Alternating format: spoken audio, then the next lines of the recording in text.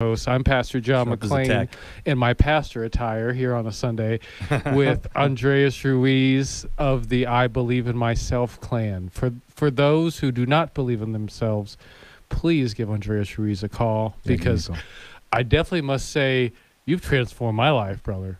Yeah, like you really have. You too, like man. Whether it's this radio show, you told me you got me into business consulting and business coaching.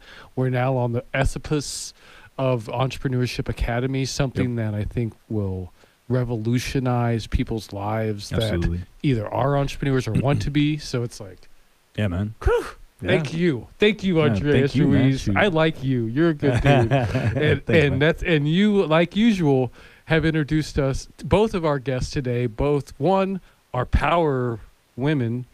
Absolutely. Power people, rather, shall I say, because man or woman, these are some powerful people. Absolutely. And both you have introduced this show to. Yeah. So, well done, Andreas Ruiz. Pat yourself on both sides of your back, if you do not mind. Well done. Yes. So, thank you all for being here once again. But as much as we want to give Andreas his due credit and praise, there is one that deserves the praise above us all, because without him, we would not be connected, and we would not have the blessings and the love and all of the goodness that comes into our life. And we show him a little love with the Lord's Prayer every single week, and it goes a little something like this. Our Father who art in heaven, hallowed be thy name. Thy kingdom come, thy will be done on earth as it is in heaven. Give us this day our daily bread, and forgive us our trespasses, as we forgive those who trespass against us. And lead us not into temptation, but deliver us from evil. For thine is the kingdom, the power, and the glory, forever and ever. Amen. Amen. Yeah. It's just like, that's the way you started off. Like, that's the way I was always taught, is like, you put God first, and then it's like family, and then some other stuff. I don't know. But like, you just started off with him, and then we give him the rest of the good stuff. Yes. Which definitely we have today on the show. Margie Baker, with the owner of Big Heart Coffee, which is, if you do not know about this place, you're going to know. And I'm excited to talk about it. And then later in the show, we have, I think easy to say, our favorite guest on this show. Sorry, Margie, but she's pretty awesome. And her name's Dr. Jennifer Herrera, and she's the superintendent of Tucson International Academy. Yes. Another powerhouse to this city that we're blessed to have. Yes. Before we get to her, let's get to the person of the 30-minute block. Yes, Mrs. Margie Baker. Yeah. Welcome, Margie. Thank you for being here. I appreciate it. Thank you for having me. Yeah, I met Margie, about 2-3 years ago, and, she supported us with a podcast that I had. So, very supportive of local businesses. So I really appreciate her for that. So, but let's get to her, let's listen to what she's got to say. So tell us, Margie, what's, what is Big Heart Coffee? So I have a coffee shop, Big Heart Coffee. Nice. And even though we do serve local baked goods, local coffees, locally sourced teas, it's also a place that supports the community right around us by giving artists or people doing their own thing. I have people who make their own soaps, their own jewelry, but I also give back by giving to the animal shelters. We do work with organizations that help abused women and children, the homeless shelter, the soup kitchens, IMU 360 to provide hygiene items to those living in poverty. Is that where the connection is? Because you're friends with, what's her name? No, that's, that actually all happened organically. And what's her name? Desiree Cook. Yeah, Desiree Cook, I think, did she meet you before we had her on the show? I'm not sure. Because Margie, we haven't had her on the show yet. Yeah. I actually had met Desiree when I think it's one of her family members had written a book, and it was at a book signing. Oh, nice. And then she's doing the tiny house village, and they were having planning meetings at the shop too. Nice. That's beautiful. That's cool. And like, I was just thinking, as you're initially saying it, is it not everybody's dream to have a coffee shop? Like, I think, like, I know for me, like certainly I could see I think in my life I've planned on having a coffee shop, and like it was like an internet cafe was the thought to have like a little place where people can come and just get on our computers or something like that. But that's so super cool. Just like how like if there's more to, just, this idea that everybody wants a coffee shop, but then what? Mine's a little different, and I want it to be a place where people actually connect and come together. And I do like that I've had people say that they feel at home there. I have big, comfortable, cushy seats and places for people to have business meetings, to get together with friends. I do like that I have a lot of regular customers, and they all know each other. I'm on 22nd Street between Swan and Craycroft, by the Desert Pet Center. Okay. And then, so what inspired you to do a coffee shop? I mean, I say it in jest that everybody wants to do a coffee shop, but it takes a lot. Like I've started, you're looking to your right, you can see a banner that has 4 organizations that I've started, but I've never had the goal to start a coffee shop. So, where did that all come from? That just all kind of came together from other things I was already doing. I've always worked in either some kind of customer service job anyway. The idea to add the community service to it is something that I kind of did a little bit out of necessity because I'm married. I do have children. And I was using a lot of household resources to kind of do my own thing and giving things away or doing things for people that I was doing it, on a personal level, sometimes to the detriment of your own resources and your own well-being. Yeah. Yes. So my husband actually wanted me to do this so that I had my own outlet for doing something that I was pretty much compelled to do. Yeah, he sounds like a really smart guy. So you're lucky to have a good power force on your hands there. That's cool. So, and he actually did, as far as finance, back it from the start. Nice. So a little bit for his own personal reasons. He had his own angle you're partners. for it. Why not? Yeah, that's super cool. That's cool. And then we have probably about 30 seconds before we get out of here. Again, I guess let's first talk about the address and then the phone number, and then I'll bring us into break. Okay. The address is 4802 East 22nd Street. Nice. And my phone number is 520-777-7761. Nice. And that's a Big Heart Coffee for those that are listening out there. This is the Common Good Radio Show brought to you by Veteran Rescue Mission. I'm Pastor John McClain. If you want more information on the show, go to veteranrescuemission.org. We certainly can use all the help we can get for our homeless veteran transition program, our thrift store, and one of the many radio shows that we're part of to get people connected with the benefits they need and get all the help to the people that need it. Thank you again for listening. This is the Common Good Radio Show brought to you by Veteran Rescue Mission. I'm Pastor John McClain here with my buddy Pastor John McClain and the lovely Margie Baker in the house, owner of Big Heart Coffee. Yeah. And over the break, we were talking a little bit about, we're curious about some specials that you might have in the coffee shop. So I don't know, do you have any specials that you'd like to mention? When I heard John talking, it did kind of trigger me to think about the fact that Big Heart Coffee does like to give back to the veterans and our military. And every Monday we do give 40% off to anybody coming in that is military, present or past. Nice. Our police, our fire departments, that's people in the medical field. That's a discount. That's pretty nice. 40% it's intended off. To be. I want people to come and take advantage of it. Yeah. Especially now.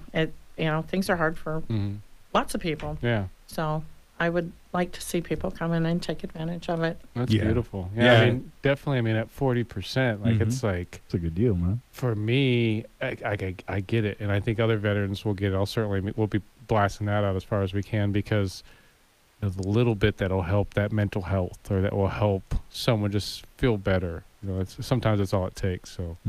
Awesome. Yeah, and then like you're saying about mental health, I bet you that just by going to the coffee shop and hanging out there, you probably are helping people with their mental health right now. Especially right now, they they need that connection. So I'm glad that you're doing that for them. And we also do promote different social gatherings. We do have a game night. It's every other Thursday night. Nice. We have had people that are new to town or, feel isolated. It gives you a chance to come out and, even in small groups, get to know people, be with other people, to have something to do, have something to look forward to. When things open up a little more, I'd like to see us back in doing shows. I've had people just start to trickle in and book to do some live music shows and everything coming up in May. So we're on Facebook and Instagram, and we do have different things like that advertised or posted ahead of time. We also have different charity drives for be it for the soup kitchens, for school supplies for the kids, all of that. And again, those would also be social outlets for people that have been missing that for a long time now. Yeah, that's great. And, I really do appreciate that. And those game nights, it sounds like a lot of fun. And like you said, even people that are coming into town, you're bringing those in and making them feel at home. And tell us a little bit of just how has COVID impacted your business during this past year? It's been quite a white knuckle. I can imagine. Yeah. And how old is the coffee shop again? I think you 3 told years me 3 old. years. Yeah. So you're like, it hit you right in the gut. Yeah, it really did. And for the holidays, I actually got taken out of circulation for about a month.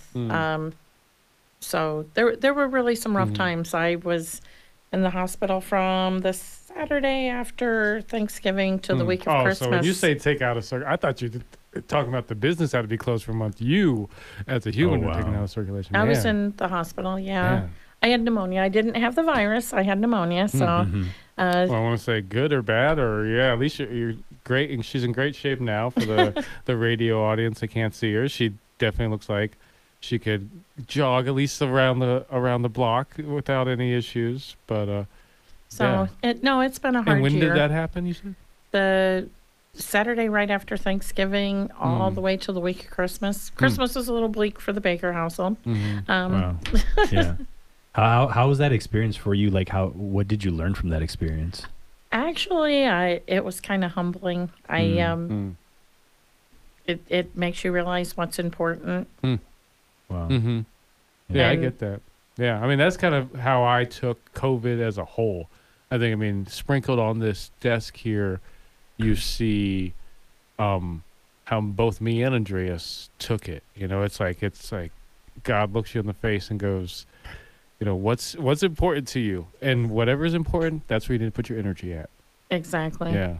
So tell us more about that. Yeah. Just, there's so much anger and negativity, and it's really kind of come to the surface with a lot of people, and you have to sort through it all and decide what you're going to give your energies to and what you're not going to give your energies to, and find the positives. Because there's plenty of positive out there. Just sometimes you have to look a little harder. And this past year, it's been a little harder. Look a little harder, look a little deeper. It's been a year. Gotcha. For everybody. And everybody's been affected. Everybody. Yeah. And I think a lot of people forget that. So during this time, like, what did you do during COVID to keep your business moving forward and just to, keep that positivity? I actually had to work a lot more hours personally, and my family, like my children and everything, they've put in more of their time. So if anything, it's become more of a family-owned and functioned business. The people who are there now that work for me are friends. It sounds like a Disney story that you're telling me here. So if this is a movie that comes out, this is really touching. Become more tight-knit family, and the people who care are the people who are there and that are still there. That was my thoughts, is like, I'm guessing you have like this new community that's kind of you've built back after what you dealt with. You're on pack. Yeah. My daughter calls it a tribe. So so a brand new tribe that you have. Would you say a new tribe after COVID versus prior to COVID? Yeah. Interesting. I mean, some of the faces are still the same, but some have had to shift out, and there's been some that have moved in, and it always surprises you when things get hard, because the people who step up and make themselves present aren't always the people that you think they're going to be. Mm-hmm. So who's some of the regulars that we can say hey to right now? Is there a Jim or a Bob? There's a James. James. Hey, James. A Val. Hey, Val, thanks for continually believing in what Margie and her family are doing. And next time, leave an extra coffee as a pay it forward for a veteran. And that's awesome, because they are veterans as well, past veterans. Yes. Awesome. Well, thank you for your service. Yes. And we are close to the Border Patrol offices and the military base, so we do get a lot of them in. Cool. Nice. Awesome. So just to wrap this up, like how can, let's give people information again. How can people contact you or get more information about Big Heart Coffee, or how can they support you? We do have a Facebook page. We do have an Instagram page. Okay. We're located on 22nd Street at 4802 East 22nd Street. We are always taking donations, be it for the animal shelters, for hygiene items, for food pantry, for the homeless shelters. Stop in and drop things off. If you have things that you're not using, they could make a world of difference to somebody. And stop and get a cup of coffee while you're there. Yeah, for sure. Well, awesome. Yeah, awesome. Thank you for being on the show. I really appreciate it, Margie, and keep up the great work, supporting our community. And this is what the Common Good Radio show is about, just bringing in wonderful people like yourself. So thank you for being here. Thank you. Thank you for having me. Yep. So we'll be right back after these. I'm Pastor John McClain. On that one, I'm Pastor John McClain. So, and on this one, the co-host of the show is Andreas Ruiz of the brand I Believe in Myself. It's a coaching group. It is a speaking group. It is a group that changes the world. So definitely reach out to them. Yes. And he joins me here making radio magic every week. Yes, sir. And this other show I was speaking of, the Make It College Come True radio show, is with the person to his left. That she brings just this power, this energy to the room that I get to share with her every week. And I'm sorry you don't get to, Andreas. I know, man. But just stay. Hey, yeah. He'll get to a little bit today. Yeah, Andreas actually be a semi-guest today, so it'll be cool having him on. But that voice, that person I speak of, that, as you can tell, I love so very much, is named Dr. Jennifer Herrera. This is the superintendent of Tucson International Academy, a former Tucson Unified School District educator. If you were lucky enough to have her as your teacher, lucky you. She is the author, someone who was actually an author before both me and Andreas were authors. Probably before you were born. Yeah. Of the book Making College Come True, 10 Keys to Success. Yes. And she is I think it's safe to say, the newest talk radio show host in the city of Tucson. And that's true. On the streets and in the schoolyard, they call her Dr. J. Yeah. Hello, everybody. Yeah. Man, so I'm excited to definitely have you on today, because I feel like, man, it's been forever. I know. Yeah, we used to be like the co-host of this show at one point. You're on so much, but I feel like it's been forever since we've talked about what Tucson International Academy does and what they're up to. And let me ask you the question that I love to ask all the teachers you bring on and all the different people that work at Tucson International Academy. Let's say I just don't know, never heard of it before. What is Tucson International Academy? Tucson International Academy is a charter school. So that means free public education, but it feels more like private education because it's smaller. We get to know the kids. We get to know everything, really. And it's K-12 in one building. And that one building is only 150 kids. So the big kids know the little kids know the big kids. For some people, they say, oh, gosh, that must be a nightmare. But it's not. The big kids know what they're signing up for when they come, that they're going to be role models and leaders that the little ones look up to. And the little ones, they just trust them and they look up to them and just they learn really quick that that's who I want to be like. And it's been a huge success. We've been open for 19 years. This is our 19th year. Wow. And next year's our 20th year. We're going to celebrate, have a big carnival or something. Nice. And what's the 20th year in anniversary? Is it like that the platinum year? Or? It's almost silver. I'm not sure. Yeah. I'd have to look it up. That's a big deal. It's probably cotton or something years. boring like that. But, you know, we'll get cotton shirts. How about that? Yeah, linoleum.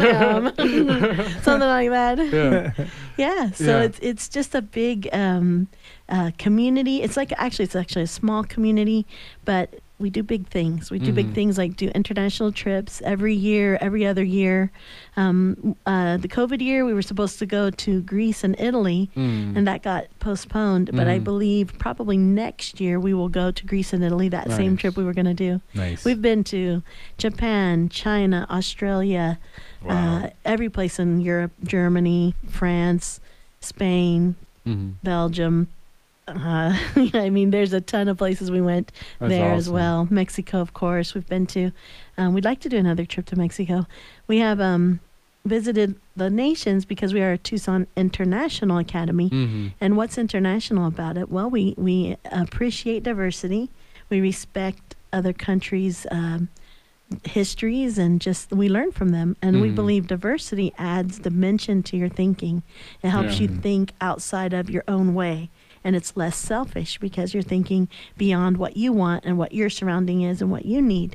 And because the internet has drawn this world close together, I think it's a great skill for kids to have, even kinder through 12th grade, that they need to start thinking of other people, not just always put everything they're learning into the perspective of themselves. So I love K-12 together. It works for me. Something that I was thinking of that I really never considered before, but I bet it's just such an advantage and such a tool for you is like for those households where they have multiple children in the household, like you have 3 or 4 children all in the same building, and they're kind of like encouraging each other to succeed. And you have if you're having issues with one, you can go talk to another the older sibling and be like, hey, Dion is acting up again, can you go talk to Dion for us? And and you have that in a special way.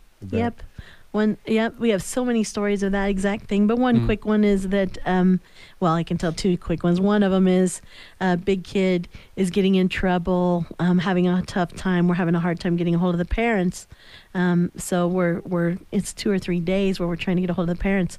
But it's okay. The parent found out, you know how? Little brother and sister heard through the grapevine that their big brother or sister was in trouble. And so they've already notified the parents. Parents have already called us saying, what happened? Tell me the details. And the big kid has total accountability. And it's vice versa. The little guys, why were you crying at school? You told them that mom doesn't feed you. That's a lie, And the little guy's like, but the big kid is there to hold him accountable. And also to encourage each other. Like if they're having a tough day, like there was a death in the family and somebody's crying, and so having a sibling or a cousin or a relative there to, we give them time. Can I go check on my cousin? Sure. Go check on your cousin. They go and just see if they're doing okay. And if they're not, they can say, come on, we got to walk through this together. That's awesome. That's awesome. And when we do a performance, we've got K-12. So the whole family can come and they're going to see their little nieces and nephews. They're going to see their neighbors. They're going to see their own kids. And we perform. And it's a lot of fun. We have at least 3 big performances a year. We have 16 de septiembre because we do Spanish program and we honor our neighbor Mexico and their independence because we value freedom. We do Chinese New Year, which is fun. And we teach the Mandarin Chinese and they have outfits and they say poems and they sing songs and they do dances. It is just crazy what they're able to do. And the last thing we do that's pretty large is Cinco de Mayo. Cinco de Mayo. Yeah. Nice. Yeah, everybody likes Cinco de Mayo. It's coming soon. Yeah, we're doing a little Cinco de Mayo harvest party at our property. So we got lettuce and spinach and cilantro out there for the world. That is nice. Yeah, I'm excited. So I am Pastor John McLean here with Andreas Ruiz. He's looking dapper today, as always. Got a haircut, right? Yes. Is that what's going on there? Yes. Okay, I That's see what it. that is. Looks slick. Oh, yeah. Nice. He's been preparing. I can tell he does his morning workout every day. I've been watching the videos. You go on little bike rides with your son. Oh, yes. That is the cutest, That is gosh awesome. darn thing Yeah, I love it, man. on this planet. He just loves to tell me his stories, how his day's gone, and yeah, it's really good bonding time. I love it.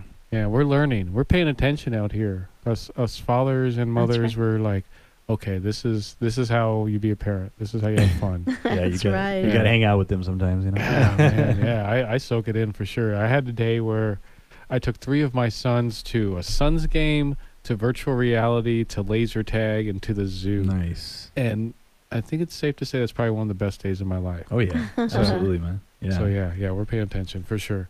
Mm. And we have a good parent to our community Yes. in studio with us, and Dr. J, the superintendent of Tucson International Academy. If you don't know about Tucson International Academy, find out. It's a K-12 charter school that your child can go to. If you're looking for your child to get into college, there are few better bets than that you will find with Tucson International Academy and registering your school with them. And the thing I have learned from Dr. Jennifer Herrera is that the sooner you start, the better. That's right. Yeah. And like a lot of people think that, okay, I'm going into my senior year, I need to start thinking about college. But if that's the case, you're probably 3 or 4 years behind, because it's a lot of prep work to get into college. So I guess let's start this segment off with that. Like, what are some of the things that a student should think about if they want to go to college?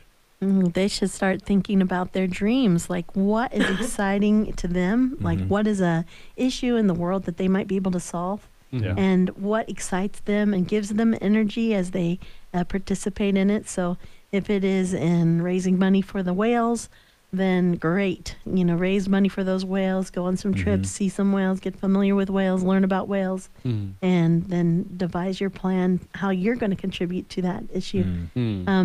For me, it was kids. I enjoy kids. I've always been good with kids. I just like them. They're funny.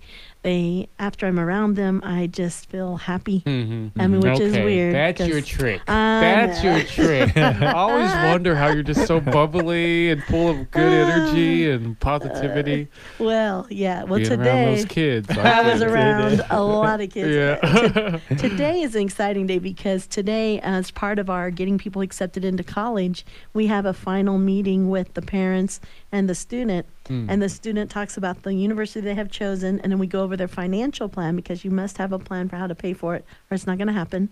And then we go over like some of the how will your family life change scenarios, like if there's a wedding and everybody's going and it's in Mexico and you're going to be gone for 5 days, but it's during the school year. And normally you would just pull your kids out of school. You cannot do that in college. You will flunk and they will kick you out.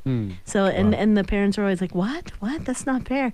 I said, listen, it's the rules of college. And yes, they value family, but they know that if you take time off of what you're focused on for every possible activity in large families, you'll never be at work. So your job doesn't let you do it. So how, a university cannot either, because there's just too much material being covered. And if you're behind, you're behind. And they don't let you get behind. They just go ahead and ask you to leave. Yeah. Wow. And so you really have to know like what you're signing up for. And I tell the parents, you're going to have to defend them to your other relatives. You're going to have to tell they're going to say, oh, he's too good for me. He's a college person now. I said, and that's when you as the parent step up and say, I beg your pardon. He's trying to do a very hard, difficult thing. It takes focus. And when he signed up for college, he signed up that he would not be able to leave on any day that is not a calendared holiday at that university. So don't say that about my son. And then and that's where it gets awkward, because a lot of families feel pressured by other families, like, oh, I have to do it because it's family. Well, sometimes you have to tell family, in order for me to achieve this dream of mine, I'm not going to be as available to you. And think about us as adults. Like, are we able to just be available all the time? No. I mean, you cannot go to college. You cannot work. You cannot, like, say you're doing a lot of renovations on your house. You can't do a lot of renovations on your house and work and have all your other responsibilities if and then be expected to drop everything to hang out with someone or to attend a piano recital or something. It's not feasible. It's not fair. And so as families, I think we have to just remind each other that sometimes there's a bigger goal and it's temporary. It's not like you're never going to go to another family wedding. It's those 4 years that you're in college, you cannot. And so you just have to make it like that. Or if they really want you there at the wedding, then they need to plan it on one of your breaks.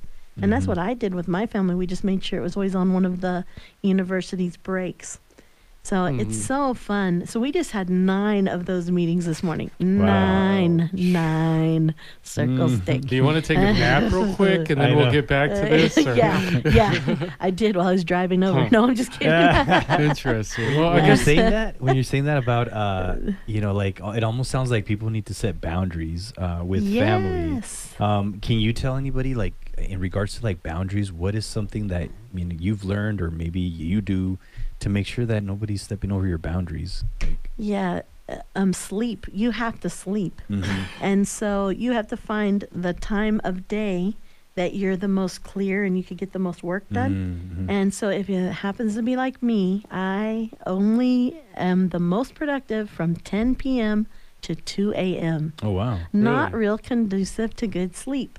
So the next day, if someone is expecting you to be bright and cheery at the office at 7, that is not going to happen with 5 hours of sleep, okay? And plus, that would be 4 hours because you got to have an hour just to get your body presentable to humans. So it's one of those things where you have to be honest, so I have to shift my clock back. But in our culture and society, especially in the coaching world, we preach, get up early, seize the day. Like I know you have a very early schedule, but you also go to bed at night. Yeah, he goes to bed pretty early. And he wakes up crazy early. I go to sleep like at 7:45, 8 latest. Wow, that is awesome. I mean, I could switch my schedule around, but unfortunately, we all have those certain sleep circadian rhythms, and mine happens to be that. So I just have to adjust it. And so I used to, because I didn't want people to think I was lazy for having a later schedule. They don't know what I do at night. They don't know all the work I get done. They don't know everything I do.